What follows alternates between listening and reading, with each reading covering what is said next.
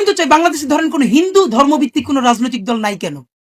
এই প্রশ্ন আপনারা কোনোদিন করছেন?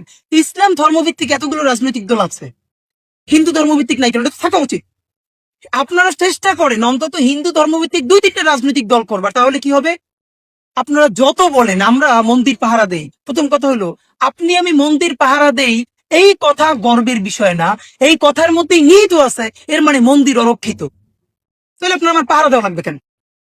আপনি কি বুঝেন? আপনার যে গর্ব করে বলি আমরা মন্দির পাহারা দেই, প্রশ্ন হলো তোর পাহারা দিতে কইছে কিটা বেটা? রাষ্ট্রের কাজ কি? অথবা মন্দির অবশ্যই অরক্ষিত তাই তুমি পাহারা দিচ্ছ।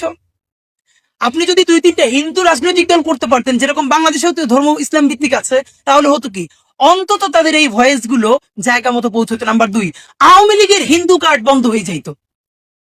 আপনি 2-3টা হিন্দু ভিত্তিক রাজনৈতিক দল যদি করতে পারতেন, তাহলে আজীবন যে হিন্দু কার্ড নিয়ে আওয়ামী লীগ পলিটিক্সটা করে সেটা সে পারতো না। এমন হয়তো সেই রকম একটা হিন্দু দল, মানে হিন্দু ধর্মভিত্তিক দল জামাতের সাথে অ্যালাই করতো, খেলাফত মজলিসের সাথে অ্যালাই করতো, অন্য দুর্দান্ত একটা পলিটিক্স হয়ে যেত। অথচ আমরা কি করবো? আজকে যদি হিন্দু ভিত্তিক একটা রাজনৈতিক দল হয়, আগে তুইটা গাইলানো শুরু করবেন, যাও নতুন একটা কাম শুরু করছে।